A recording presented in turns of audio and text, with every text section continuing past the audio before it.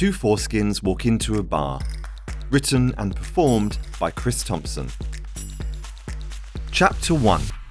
Two Foreskins walk into a bar. Yeah, but don't most things end with heartbreak? I don't know.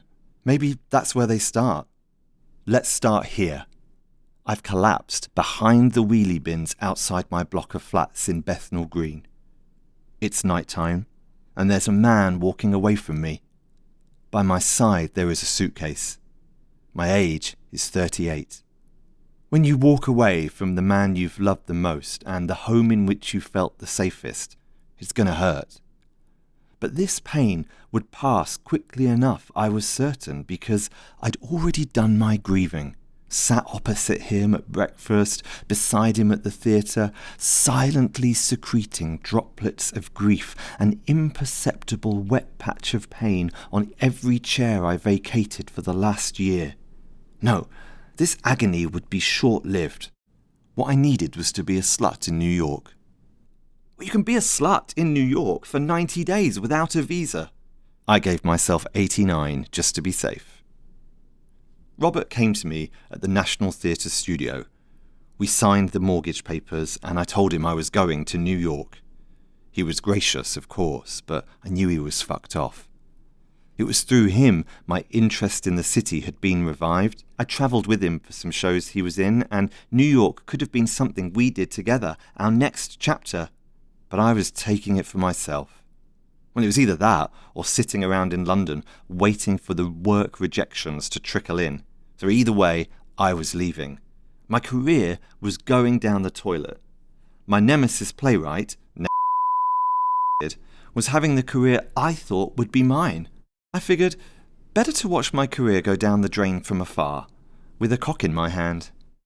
One of my hobbies was stalking my nemesis playwright's new show announcements online and ejaculating, "That's my life, you fucker, give it back." In fact, everywhere I looked, someone else had my life. On the flight over to New York, in the window seats symmetrical to mine, a young artsy guy with tank top and biceps found himself sat next to a smoking hot dilf. Oh, you could tell they both thought they'd hit the jackpot. I watched as they introduced themselves and chatted as we hurtled over the Atlantic. After lunch, the artsy guy got some of his artwork out the overhead bin and showed it to his neighbour, who looked at it, bemused but approvingly. I hoped it was shit. And not for the first time, I got an erection and cried at the same time. Well, this artsy fucker had my life. I should be in his seat, showing my companion the copy of my play Carthage that I just happened to have in my hand luggage, dazzling him with my charm, moving him with my words, listening intently to him talk about HDMI cables, grazing my hand over his groin, getting his number, moving into his Upper West Side apartment, walking home with him up 10th Avenue after my Broadway opening night, arranging his funeral, inheriting his wealth. But I was on the other side of the plane, next to Margaret, who needed to pee. Again? So it turns out American men are obsessed with two things about British guys: our accents and our foreskins. These two attributes, I was delighted to discover, gave me access to a constituency of much hotter men than I could ever hope to meet in London. It quickly became my brand, and, like many others with whom I was competing, I put the Union flag on my Grindr profile as an entry pass into this elite gay circle. One night, not long after I landed, I was being spit roasted in a sling by two guys in Hell's Kitchen. You can tell everyone's on drugs because the first thing they ask for when they arrive is the Wi-Fi code and a phone charger. And when my top got wind of my accent, he looked down on me with disdain. He was the exotic British guy in this orgy, and this town wasn't big enough for the both of us. I proposed we joined forces and marketed ourselves to the room as a pair. I made a joke that we could reenact the musical Sideshow, but he wasn't a show queen. Or it was just a shit joke. Either way, he was there first, so I sidled out the sling apologetically and went hunting for my jockstrap. Before long, I found a routine that suited me well. I'd walk the streets in the day, sobbing in unremitting pain and misery, And then I'd go to sex parties at night where I'd cry slightly less. I was very skinny from hardly eating, but I didn't see it. I turned up to a man's house and he looked me up and down and said, "Ugh," and shut the door in my face. He messaged me as I got on the subway to say that I was way skinnier than my photos implied. Well, he was right, but I didn't see it. And on the days that I could stop crying altogether, I'd go to Brooklyn Library and work on my next play, Of Kith and Kin. I was writing about changing your mind. Given that I'd never offered Robert a full explanation as to why I left him, I wondered if I might answer him in this play. Why does anyone do anything? All three of the characters changed their minds in some way, but in the play I wanted to leave one of the reasons blank, or at least obtuse enough for it to be an invitation to the audience to imagine. In Carthage, I never explained what Tommy did to land him in prison. I knew when I wrote it I'd be answering that question for the rest of my life, and happily so, and in Of Kith and Kin, I decided to keep Priya's reasons equally opaque. In Carthage, audiences love that I withheld, but in Of Kith and Kin, the failure to fully explain Priya's decision was seen less favourably, and people felt shortchanged. I look back now, mortified by the grandness with which I thought I was writing what would surely become one of the great myths of contemporary theatre. Turns out, no one gave a shit. As the weather got colder, more and more people would take shelter in the top floor of the library, and I made friends with Lionel, a recovering drug addict from Ohio who'd let me suck him off in the bathrooms on our lunch breaks. He was fascinated with why I'd quit my career as a social worker, as he was training to become one.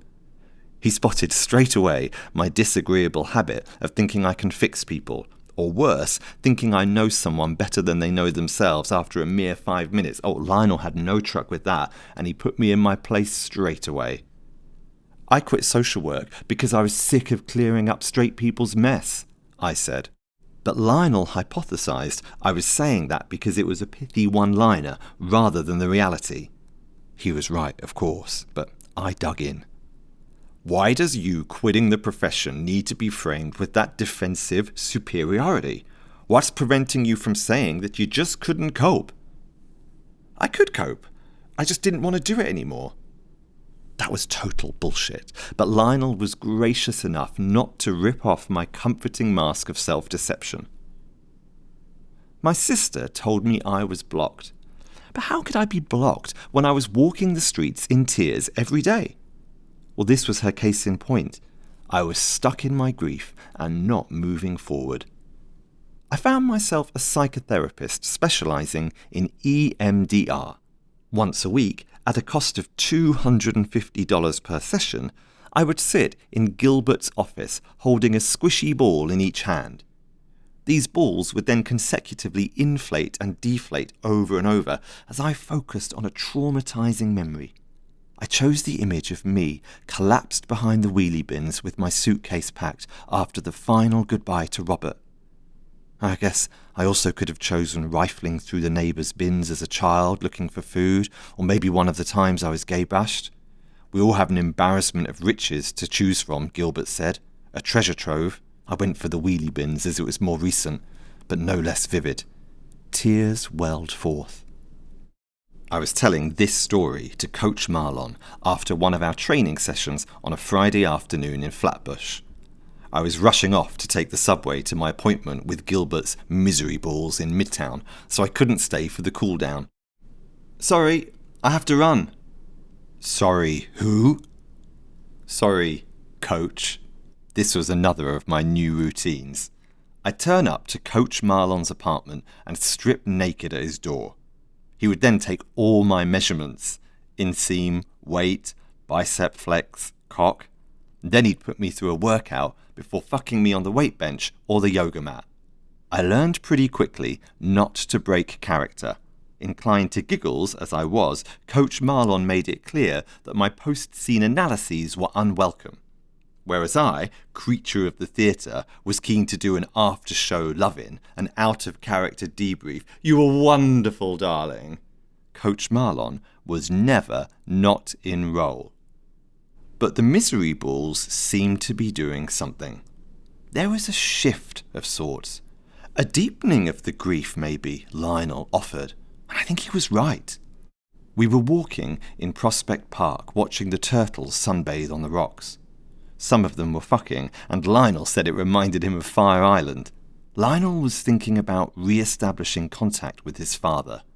The question on his mind today was, ought he to forgive his father before he reinstates him in his life, or will reinstating his father in his life facilitate his forgiveness?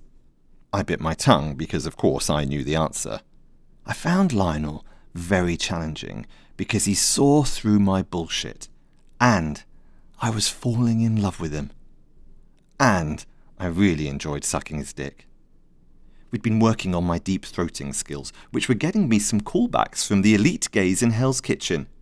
My plan was to tackle the city in stages, conquer Hell's Kitchen, then move to the Lower East Side before a triumphant debut in Williamsburg.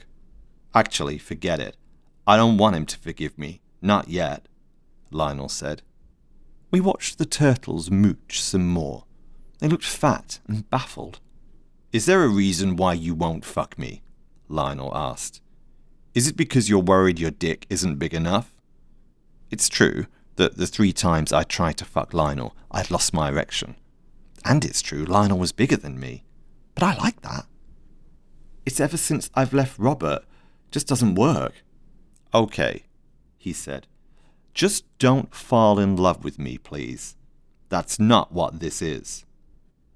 A few days later, my friend Theo invited me to a dance party on a boat on the Hudson. There was a good DJ playing, and you sail up and down the river for a few hours and then get off. We set sail as the sun set. The men on this boat were extraordinarily beautiful. So much so, I needed to be drunk in order to be able to speak to them.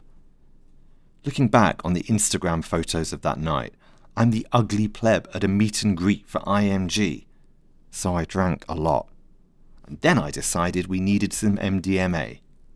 It was helpful in this sea of terrifyingly hot men to have a goal, a way to approach them that demonstrated that I knew we weren't equals. I had some success, and having forgotten Theo didn't touch drugs, I accrued quite a stash of MDMA. The paws are heavy in New York, but on this boat they were gluttonous.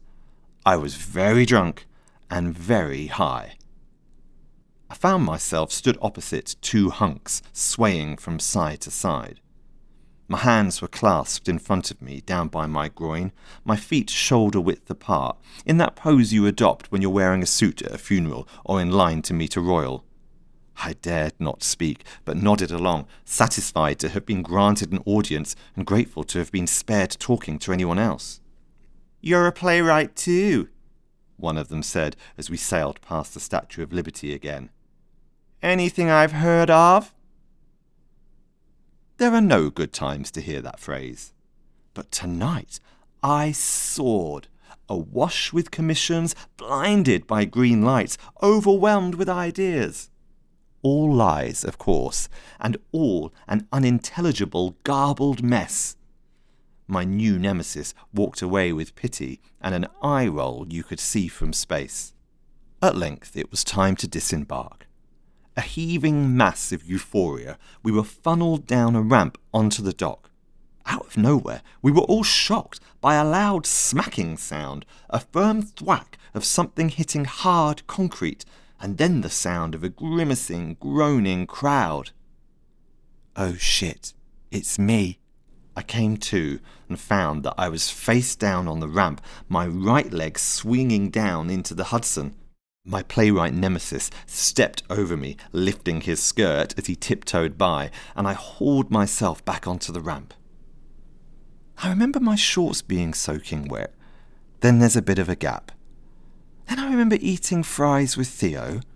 Then I was being fucked in the toilet of Atlas Social Club.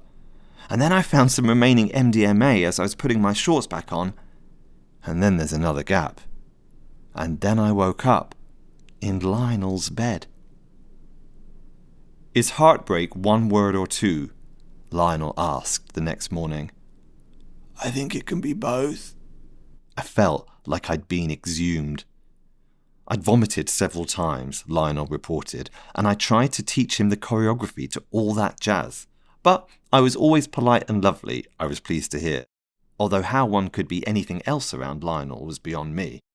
He was hesitant to tell me the next part, but on reflection wanted me to know that I'd spent a good hour rocking back and forth on the edge of his bed, saying, "I'm heartbroken." We agreed this was to be expected, given the gin and MDMA, and we lay in bed and closed our eyes, each giving himself over to the madman in his head. Next time on Two Foreskins Walk Into a Bar. Shitting myself on an A-lister's carpet. Two Foreskins Walk Into a Bar is written and narrated by Chris Thompson, directed by Andrew Falaise, edited and post-production by Christopher Huth.